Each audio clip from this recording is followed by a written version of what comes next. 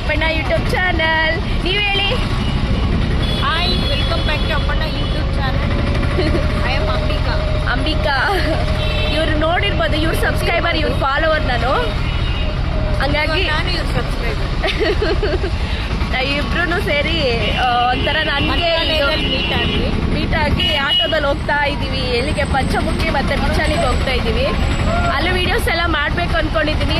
ಅಪ್ಪಣಾಚಾರ್ಯರು ಅಲ್ಲಿ ರಾಯರು ಜೀವಿಸಿದಂತಹ ಸ್ಥಳಗಳು, ಅವ್ರಿಗೆ ಎಲ್ಲಿ ಅಡುಗೆ ಮಾಡಿ ಬಡಿಸ್ತಿದ್ರು, ಎಲ್ಲಿ ಮಲಗ್ತಿದ್ರು, ಏನು ಪಂಚಮುಖಿದಲ್ಲಿ ಯಾವ ಭಾಗದಲ್ಲಿ ಬೃಂದಾವನ ತೋರಿಸಿದ್ರು ರಾಯರು, ಇಲ್ಲೋಗಿ ನೆಲೆಸಿ ಅಂತ. ಆ ಜಾಗನೆಲ್ಲ ವಿಡಿಯೋ ಮಾಡಬೇಕು ಅಂತ ಹೋಗ್ತಾ ಇದ್ದೀವಿ. ಮೊದಲಿಗೆ ಹೋಗ್ತಾನೆ ಖಾಸಗಿ ವಾಹನಗಳಾಗಿರ್ಬೋದು, ಮಂತ್ರಾಲಯಕ್ಕೆ ಆಟೋಗಳಾಗಿರ್ಬೋದು ಸಿಗುತ್ತೆ.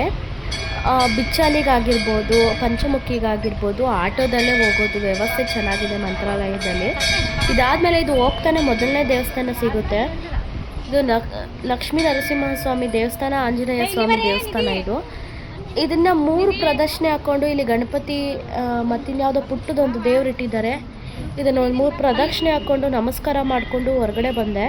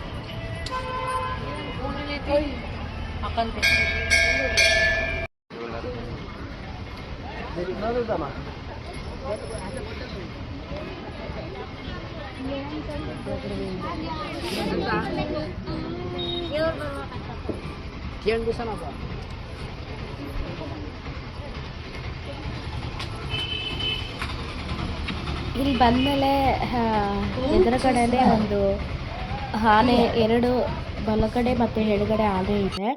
ಆದಮೇಲೆ ಹಂಗೆ ಜರ್ನಿ ಹೊಡ್ತಾ ಅಲ್ಲಿ ಏನು ಅಂತಂದರೆ ಆ ಸಿನಿಮಾದಲ್ಲಿರೋರೆಲ್ಲ ನಾನು ವೀಡಿಯೋ ಮಾಡ್ತಾಯಿದ್ರು, ನೀವು ನಡೀತಿದ್ರು. ಹಾಗೆ ನೇಚರ್ ನೋಡ್ಕೊಂಡು ನಾನು ಅಕ್ಕ ಮುಂದೆ ಮಾತಾಡ್ಕೊಂಡು ಬರ್ತಿದ್ವಿ.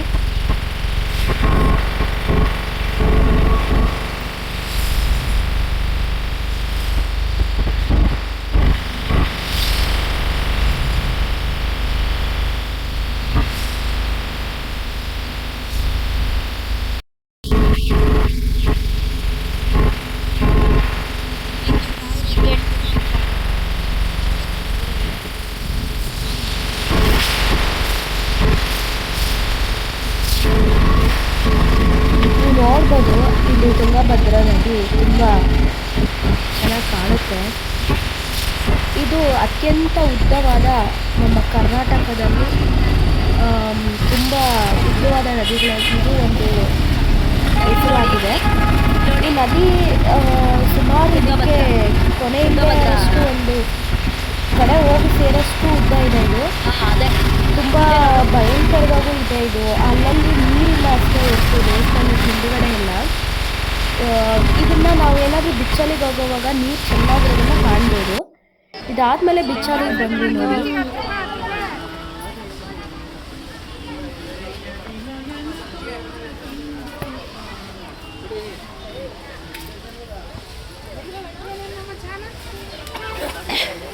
ಕೌಂಟ್ರಲ್ಲಿರೋರನ್ನ ಕೇಳಬೇಕು.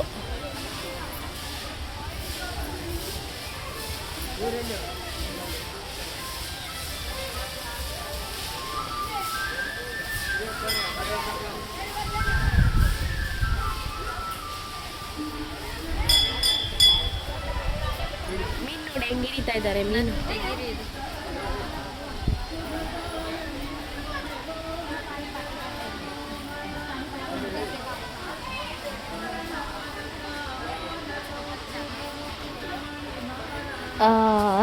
ಅಂಬಿಕಕ್ಕ ಸ್ವಲ್ಪ ದೇವ್ರನ್ನ ನೋಡ್ತಾ ಇದ್ಲು. ಇದಾದಮೇಲೆ ಸ್ವಲ್ಪ ಈ ಕಡೆ ಎಲ್ಲ ನೋಡಿ ಪ್ಲೇಸಸ್ಸು ನೋಡಿ ಅರ್ಚಕರಿಗೆ ಅಲ್ಲೇ ಇರೋದಕ್ಕಂತ ಅವರು ಮನೆಯೂ ಕೊಟ್ಟಿದ್ದಾರೆ. ರಾಯರು ಬಳಸ್ತಿದ್ದು ಒರಳು ಕಲ್ಲು.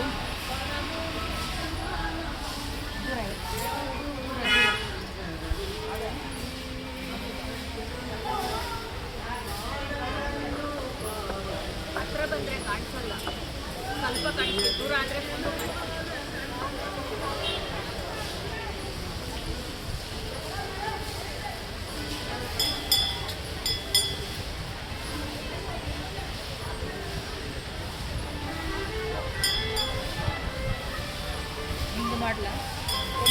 ಬೇಡ ಬೇಡ ನೋಡಿ, ಇದು ಅಪ್ಪಣಾಚಾರ್ಯರು ರಾಯರಿಗೆ ಉಪಯೋಗಿಸಿದಂಥ ಒರಳಿದು. ರಾಯರಿಗೆ ಇದರಲ್ಲೇ ಡೈಲಿ ಅಡುಗೆ ಮಾಡಿ ಅವ್ರ ಕೊರ್ಲಲ್ಲಿ ರುಬ್ಬಿ ರಾಯರಿಗೆ ಊಟ ಬಡಿಸ್ತಾ ಇದ್ದಂಥದ್ದು. ಇದು ಬಂದು ಏನು ಅಂತಂದರೆ, ರಾಯರು ಏನಾದರೂ ಜ್ಞಾನಕ್ಕೆ ಕೂತಾಗ ಅಪ್ಪಣಾಚಾರ್ಯರು ಈ ಥರ ಇರ್ತಿದ್ರು. ಸೊ ಇದಾದಮೇಲೆ ನಾವು ಬರ್ತೀವಿ. ಇನ್ನು ಸ್ವಲ್ಪ ಮುಂದೆ ನಾನು ಸ್ವಲ್ಪ ಗೂಡೆಲ್ಲ ಇತ್ತು, ಅದನ್ನೆಲ್ಲ ನಾನು ತೆಗೆದುಕೊಂಡು ಅಲ್ಲೆಲ್ಲ ನೋಡಿ ಈ ಥರ ಕ್ಲೀನ್ ಮಾಡ್ತಾಯಿದ್ರು. ಇಲ್ಲಿ ತುಂಬ ಆಹಾರ ದಾನ ಇರುತ್ತೆ, ತುಂಬ ಊಟದ ವಸತಿನೂ ಅಷ್ಟೇ ಚೆನ್ನಾಗಿದೆ. ಇಲ್ಲಿ ಸ್ವಲ್ಪ ರಾಯರ್ ಬುಕ್ಸನ್ನು ನೋಡಿದ್ರೆ ನೀವು ಬರ್ತೀರೋ ಎಡಭಾಗದಲ್ಲೇ ರಾಯರ್ ಬುಕ್ಸು, ರಾಯರ್ ಚರಿತ್ರೆ ಬಗ್ಗೆ ಬುಕ್ಸ್ ಎಲ್ಲ ಸಿಗುತ್ತೆ. ಇದಾದಮೇಲೆ ಕೆಳಗಡೆ ಇಳಿತಾ ನಾವು ಬಂದಿದ ತಕ್ಷಣವೇ ನಮ್ಮ ಬಲಭಾಗದಲ್ಲಿ ರೈಟ್ ಸೈಡು ನೋಡಿ ಒಂದು ನಾಗದೇವತೆ ಮತ್ತು ಗಣಪತಿ ಇದೆ. ಇಲ್ಲಿ ಭಾರಿ ಸತ್ಯ ಇದೆ. ನಾವು ಮನಸ್ಸಲ್ಲಿ ಏನು ಅನ್ಕೊ ಬಂದಿದ್ದೀವಿ, ಏನೇ ಒಂದು ನಮಗೆ ಯಾರು ತೊಂದರೆ ಮಾಡ್ತಾಯಿದ್ದಾರೋ ಅದು ಅನ್ಯಾಯ ಆಗಿರ್ಬೋದು, ಮತ್ತು ಅದು ನಿಜ ಆಗಿರ್ಬೋದು. ಅನ್ಯಾಯವಾಗಿದ್ದರೆ ಅದನ್ನಂತೂ ದೇವರು ಸುಮ್ಮನೆ ಬಿಡೋದಿಲ್ಲ. ಇದು ಭಾರಿ ಸತ್ಯ ಇದೆ ದೇವರು. ಅದಾದಮೇಲೆ ನೋಡಿ ನೆಕ್ಸ್ಟು ಬಂದು ಒಂದು ತುಳಸಿ ಕಟ್ಟೆ ಇದು ಮಾಡಿದ್ದಾರೆ. ಆ ತುಳಸಿ ಕಟ್ಟೆ ರಾಯರೇನೋ ನೆಟ್ಟಿರೋ ಅಂಥದ್ದು ಅಂತ ಏನೋ ಒಂದು ಇದಿತ್ತು. ಅದು ನೋಡಿ ನೇಚರು, ಈ ನದಿ ಇಲ್ಲಿ ಯಾರೂ ಬಿಡೋದಿಲ್ಲ. ಏನು ಕ್ರಮಬದ್ಧವಾಗಿ ಏನೇನು ಬೇಕೋ ಅದಕ್ಕೆ ವ್ಯವಸ್ಥೆ ಮಾಡಿದ್ದಾರೆ. ಸುಮ್ಮನೆ ನಿಂತು ನೋಡಬೇಕಷ್ಟೇ. ಇಲ್ಲಿ ತುಂಬ ಜನ ನದಿಯಲ್ಲಿ ಮುಳುಗೋಗಿದ್ದಾರೆ. ನದಿ ಆಡಕ್ಕೆ ಬಂದವರು ಎಲ್ಲ ತುಂಬ ಗಲೀಜು ಮಾಡ್ತಿದ್ದಾರೆ ಅಂತ ದೇವಸ್ಥಾನದವರು ಅದಕ್ಕೊಂದು ವ್ಯವಸ್ಥೆ ಮಾಡಿದ್ದಾರೆ. ಮುಂಚಿತವಾಗಿ ನಾವು ಇದೆಲ್ಲ ಹೋಗುವಾಗ 2-3 ವರ್ಷಗಳಿಂದ ಇದೆಲ್ಲ ಏನಿಲ್ಲ, ಸುಮ್ಮನೆ ನೀಟಾಗಿ ಏನೂ ಮಾಡಲಿದ್ದಿಲ್ಲ. ಹೋಗಿ ನಾವು ನೀರಲ್ಲೆಲ್ಲ ಆಡ್ಕೊ ಬರ್ತಿದ್ವಿ. ಅಂತೂ ಈಗ ಮಂತ್ರಾಲಯ ಚೇಂಜ್ ಆಗಿರೋದಕ್ಕಂತೂ ಸ್ವರ್ಗ ಎಲ್ಲಿದೆ ಅಂದರೆ ಮಂತ್ರಾಲಯದಲ್ಲೇ ಇದೆ ಅಂತ ಅನಿಸುತ್ತೆ. ಈ ನದಿಯಲ್ಲೇ ನನ್ನ ಮನಸ್ಸು ಓದ್ಬಿಟ್ಟೆ ನಾನು. ಇಲ್ಲಿ ಮೈಂಡ್ ಫ್ರೆಶ್ ಆಯಿತು, ನೋವು ಮರೆತೆ, ನಾನು ದುಃಖನ ಎಲ್ಲ ರಾಯರ ಮಡ್ಲಿಗೆ ಅಪ್ಪಣಾಚಾರ್ಯರ ಮಡ್ಲಿಗೆ ಹಾಕ್ತೆ ನಾನು. ಇದಾದಮೇಲೆ ನೆಕ್ಸ್ಟ್ ಬರ್ತೀನಿ ನಾನು. ನೆಕ್ಸ್ಟು ಬರೋದೇ ನದಿ ಏನು ಅಂತಂದರೆ, ಇಲ್ಲಿ ಮೀನು ಹಿಡಿಯೋರಾಗಿರ್ಬೋದು, ಮತ್ತು ಇವ್ರಿಗೆ ಮೀನು ಹಿಡಿಯೋರಿಗೆ ಇಲ್ಲಿ ಒಂದು ಮಂತ್ರಾಲಯದಲ್ಲಾಗಿರ್ಬೋದು, ಬಿಚ್ಚಲೆಯಲ್ಲಿ ಆಗಿರ್ಬೋದು, ದೇವಸ್ಥಾನ ಹತ್ರ ಎಷ್ಟೋ ಜನ ಜೀವನ ಮಾಡ್ತಿದ್ದಾರೆ. ನೆಕ್ಸ್ಟು ಇಲ್ಲೊಂದು ದೇವರಿದೆ ನೋಡಿ, ಯಾವುದೋ ಒಂದು ದೇವರಿದೆ. ಆಮೇಲೆ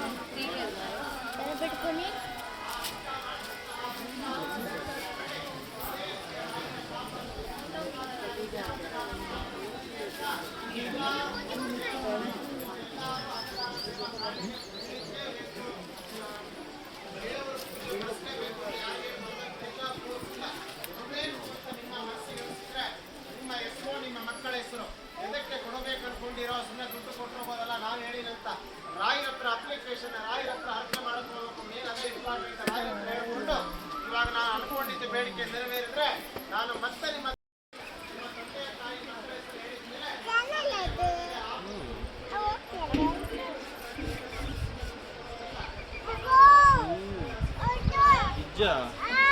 ನಿನ್ನ ಅಕ್ಕ ನೀನು ಅದಕ್ಕೆ ಇರಲಿ ಬಿಡಮ್ಮ.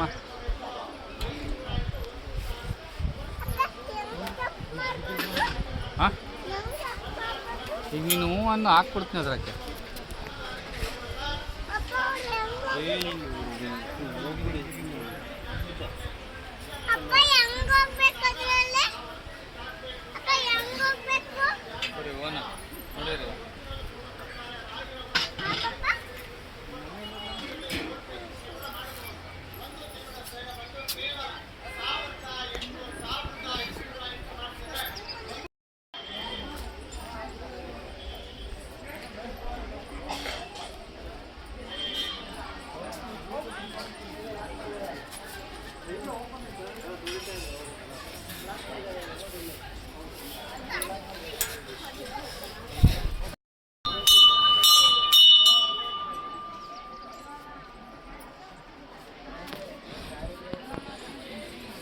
ಎಲ್ಲ ಥರ ವಿಗ್ರಹಗಳನ್ನು ನೀವೇ ನೋಡ್ಬೋದು. ಇಲ್ಲಿ ಸ್ವಲ್ಪ ರಾಯರ ಬಗ್ಗೆ ಹೇಳ್ತಿದ್ರು, ಅದನ್ನು ಮುಗಿಸ್ಕೊಂಡು ನಾವು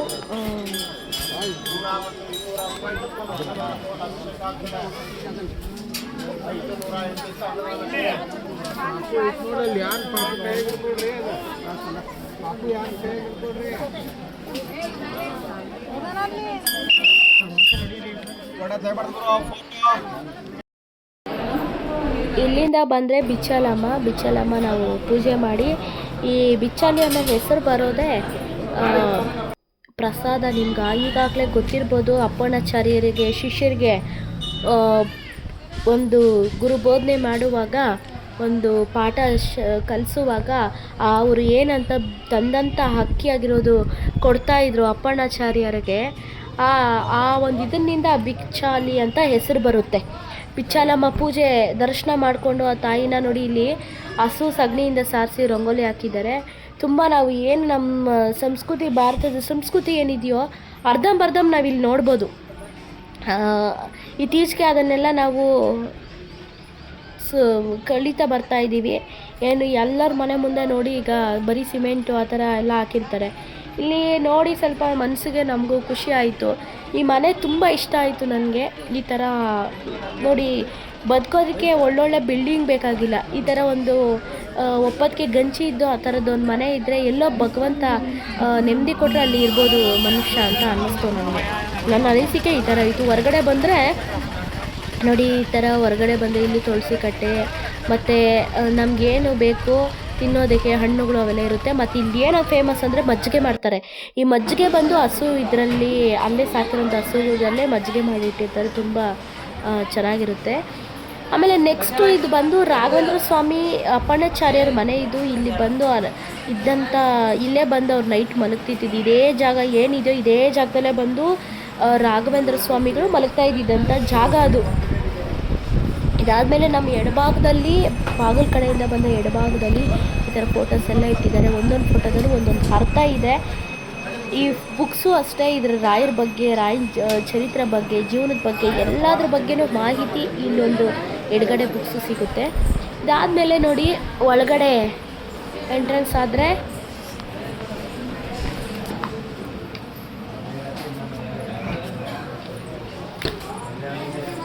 ಈ ಥರ ಇದೆ. ಸೊ ಇದು ನಿಮಗೆ ಗೊತ್ತಿರೋದು ವಿಷಯ ಏನಂದರೆ, ಅಪ್ಪಣ್ಣಾಚಾರ್ಯರು ಮನೆಯಲ್ಲಿ ಈ ತಲೆನೋವು, ಕಾಲು ಬೀಸಣಿಗೆ ಎಲ್ಲ ಕಾಲ ಹತ್ರ ಕೂತ್ಕೊಂಡು, ತಲೆ ಹತ್ರ ಕೂತ್ಕೊಂಡು ರಾಯರಿಗೆ ಸೇವೆ ಮಾಡ್ತಾಯಿದ್ರು ಅಪ್ಪಣ್ಣಾಚಾರ್ಯರು. ಆಮೇಲೆ ಈ ಒಂದು ಸರ್ಪದ್ದು ಇದೇನೆಂದರೆ, ಈ ಸರ್ಪ ರಾಯರು ಒಂದು ಜ್ಞಾನಕ್ಕೆ ಕೂತಾಗ ಅಲ್ಲಿಟ್ಟಿರುವಂಥ ಹಾಲು ಬಂದು ಪ್ರತಿನಿತ್ಯ ಬೆಳಗ್ಗೆ ಹಾಲು ಕುಡಿದ್ಬಿಟ್ಟು ಅದು ಹೋಗ್ಬಿಡ್ತಾ ಇತ್ತು. ಆಗ ಒಂದಿನ ಅಪ್ಪಣ್ಣಾಚಾರ್ಯರಿಗೆ ರಾಘವೇಂದ್ರ ಸ್ವಾಮಿಗಳು ಹೇಳ್ತಾರೆ, ಈ ಥರ ಹಾವು ಡೈಲಿ ಕಾಣಿಸ್ಕೊಳ್ತಾ ಇದ್ದರೆ ಮುಂದಿನ ಪೀಳಿಗೆಗೆ ತೊಂದರೆ ಆಗುತ್ತೆ ಅಂತ ಹೇಳ್ಬಿಟ್ಟು, ಅದು ಹಾವನ್ನ ನೀವು, ಅದು ಬಂದು ಕೃಷ್ಣ ಸರ್ಪ. ಅದು ರಾಯರು ಜೀವಂತವಾಗೇ ಅದು ಇದ್ದಂಗೆ ಅದು ಶಿಲೆ ಆಗಿಬಿಡುತ್ತೆ ರಾಯರ ತಪಸ್ಸು ಕೂತಾಗ. ಆ ಒಂದು ಕೇಳ್ಕೊಂಡಾಗ ರಾಯರು ಅಪ್ಪಣ್ಣಾಚಾರ್ಯರ ಹತ್ರ ಈ ಥರ ಆದಾಗ ಅಲ್ಲಿ ಬಂದು ಹೋಗೋರಿಗೆಲ್ಲ ಏನೇ ಕಷ್ಟ ಇರಲಿ, ಕಾಯಿಲೆ ಇರಲಿ, ತೊಂದರೆಗಳಲ್ಲಿರಲಿ, ಅಲ್ಲಿ ಬಂದು ಕೇಳ್ಕೊಳ್ಳೋದಾಗ ಅದು ಒಳ್ಳೆಯದಾಗುತ್ತೆ. ಇದಾದಮೇಲೆ ಆದರೆ ತಪ್ಪು ಮಾಡೋದಕ್ಕೆ, ಪಾಪಗಳು ಮಾಡೋದಕ್ಕೆ, ತೊಂದರೆ ಮಾಡೋದಕ್ಕೆಲ್ಲ ದೇವ್ರು ಯಾವತ್ತೂ ಅಷ್ಟೇ ಹೆಲ್ಪ್ ಮಾಡಲ್ಲ. ಅಂಥವ್ರನ್ನ ಕೈ ಹಿಡಿಯೋದು ಇಲ್ಲ ಭಗವಂತ. ಒಳ್ಳೆತನ ಅನ್ನೋದು ಇದ್ದರೆ ಎಲ್ಲೂ ಹೋದ್ರೂ ಭಗವಂತ ಕೈ ಹಿಡಿತಾನೆ. ಅದಾದಮೇಲೆ ಇಲ್ಲಿ ಬರ್ತೀವಿ ನೋಡಿ ಪಂಚಮುಖಿಗೆ. ಯಾವಾಗೂ ಈ ಪಂಚಮುಖಿಗೆ ಬಂದಾಗೆಲ್ಲ ನನಗಿಲ್ಲಿ ಏನೋ ಒಂದು ಇಷ್ಟ ಅಂದರೆ ಕೆಳಗಡೆ ಅವರು ಇಟ್ಟಿರೋಂಥ ಹೂವು ಆಗಿರ್ಬೋದು, ಗವೆಗಳಾಗಿರ್ಬೋದು, ಮತ್ತು ನೋಡಿ ನಿಮ್ಗೆ ಅಲ್ಲೊಂದು ಫ್ಲ್ಯಾಶ್ ಇದು ಮಾಡ್ತೀನಿ, ಝೂಮ್ ಮಾಡ್ತೀನಿ, ಅದೊಂದು ಲಕ್ಷ್ಮೀ ದೇವಸ್ಥಾನ. ಇದುವರೆಗೂ ನಾನು ನೋಡಲಿಲ್ಲ, ಹೋಗ್ಬೇಕಂತಿದ್ದೀನಿ, ಹೋಗ್ಬೇಕು ಲಕ್ಷ್ಮೀ ದೇವಸ್ಥಾನಕ್ಕೆ. ಅರ್ಧಂಬರ್ಧ ಹೋಗ್ತೀನಿ. ನನಗೆ ಹಣೆ ಬರ ಇಲ್ಲೇನೋ ನನ್ನ ಜೊತೆಲಿ ಬಂದಿರೋ ಅಂಥ ಅಂಬಿಕಕ್ಕ ಹೋಗಿ ಬಂದರು, ಬಾ ಅಂತ ಕರೆದು ಹೋಗ್ಲಿ. ಅದಾದಮೇಲೆ ಆ ದೇವಸ್ಥಾನದ ಹತ್ರನೇ ಈಗ ತುಂಬ ಒಂದು ರೂಲ್ಸ್ ಬಂದುಬಿಟ್ಟಿದೆ ದೇವಸ್ಥಾನಗಳಲ್ಲೆಲ್ಲ. ಆಂಜನೇಯ ಸ್ವಾಮಿ ಯಾರಿಗೋ ಒಂದು ಬೆಂಗಳೂರವ್ರಿಗೆ ಕ್ಯಾಮ್ರಾದಲ್ಲಿ ಬಿದ್ದಿದ್ದಾರೆ, ಅದನ್ನು ಅಲ್ಲಿ ಅಂಟಿಸಿದ್ರು, ಅದನ್ನು ತೆಗೆದುಬಿಟ್ಟಿದ್ದಾರೆ ದೇವ್ರದ್ದು. ಆ ಥರ ಎಲ್ಲ ಇದು ಮಾಡಬಾರ್ದು ಅಂತ ಸುಮಾರು. ಇಲ್ಲಿ ನೋಡಿ ಒಳಗಡೆ ಎಂಟ್ರಿ ಆಗಿದ್ದಾದಮೇಲೆ ನಿಮಗೆ ನೋಡಿ ನಾನು ತುಂಬ ಇದು ಮಾಡೋದಕ್ಕೆ ನನಗೆ ಇಷ್ಟ ಇಲ್ಲ. ಒಂದೇ ವಿಡಿಯೋದಲ್ಲಿ ಬಿಚ್ಚಲಿ ಮತ್ತು ಪಂಚಮುಖಿ ಬಗ್ಗೆ ಎಲ್ಲ ಮಾಹಿತಿ ಕೊಡ್ತಾ ಇದ್ದೀನಿ ನಾನು. ಇದು ಬಂದು ಸುಮಾರು ವರ್ಷಗಳದ್ದು ಫೋಟೋ. ಇದು ಈ ಥರ ಕಾಣುತ್ತೆ ಹೊರಗಡೆ ನೇಚರ್ ಎಲ್ಲ. ಈ ಒಂದು ಕಂಬಿಗಳಲ್ಲೆಲ್ಲ ಇಲ್ಲಿ ನೋಡಿದ್ರೆ ದೇವಸ್ಥಾನದ ಇದರಲ್ಲಿ ಕಂಬಿಗಳಲ್ಲಿ ಈ ಥರ ಕಾಣುತ್ತೆ. ಇದಾದಮೇಲೆ ಒಳಗಡೆ ನನಗೆ ಇದು ದೇವಸ್ಥಾನದ ಇದು ಮಾಡೋಕ್ಕೆ ಬಿಡಲಿಲ್ಲ. ಸೊ ಇದೆಲ್ಲ ಮುಗಿಸ್ಕೊಂಡು ನೋಡಿ, ಇದನ್ನು ಇದು ಮಾಡಿದ್ರೆ ತೊಂದರೆ ಆಗುತ್ತೆ, ಅದು ಬಿಡಲಿಲ್ಲ ವಿಡಿಯೋ ಮಾಡೋಕ್ಕೆ. ಇಲ್ಲೊಂದು ಒಂದು ನಂಬಿಕೆ ಏನಂತಂದರೆ ಪಂಚಮುಖಿಯಲ್ಲಿ ಈ ಒಂದು ಕಲ್ಲು ಕಾಣ್ತಾ ಇದೆಯಲ್ಲ, ಆ ಕಲ್ಲಿಗೆ ನೋಡಿ ಏನಾದರೂ ಆಕಾರ ಇದೆಯಾ ನೋಡಿ, ಇಲ್ಲಿ ಭೂಮಿಯಲ್ಲಿ ಏನಾದರೂ ಬಂದಿದೆಯಾ, ಏನೂ ಇಲ್ಲ. ಒಂದು ಸುಮ್ಮನೆ ಆಧಾರವಾಗಿ ಒಂದು ಕಲ್ಲು ಮೇಲೆ ಆ ಕಲ್ಲಿದೆ. ಅಲ್ಲಿ ನಾವು ಏನೇ ಅಂದ್ಕೊಂಡು ಆ ಕಲ್ಲು ಹತ್ರ ಹೋಗ್ಬಿಟ್ಟು ಈ ಥರ ಆ ಕಲ್ಲು ಏನು ಆಕಾರದಲ್ಲಿದೆಯಾ ಆ ಥರ ಒಂದ್ರ ಮೇಲೆ ಒಂದು ಜೋಡಿಸಿದ್ರೆ ಅದು ನಡೆಯುತ್ತೆ ಅಂತ ಒಂದು ನಂಬಿಕೆ. ಅಲ್ಲಿ ಹೋದಾಗೆಲ್ಲ ನೋಡಿ ಈ ಥರ ಎಲ್ಲ ಅಲ್ಲಿ ಒಂದ್ರ ಮೇಲೆ ಒಂದು ಸ್ಟೆಪ್ ಬೈ ಸ್ಟೆಪ್ಪು ಮನಸ್ಸಲ್ಲಿ ಏನು ಬೇಕೋ ಅದನ್ನು ತಿಳ್ಕೊಂಡು ಆರೋಗ್ಯಕ್ಕಾಗಿರ್ಬೋದು, ಇಲ್ಲ ಮುಂದೆ ಏನಾದರೂ ಈ ಕೆಲಸ ಆಗುತ್ತೋ ಇಲ್ಲೋ ಅಂತ ಕೇಳೋದಾಗಿರ್ಬೋದು, ಅಲ್ಲಿ ಇಟ್ಬಿಟ್ಟು ಬಂದರೆ ಅದು ನಡೆಯುತ್ತೆ ಅನ್ನೋದು ಇದು.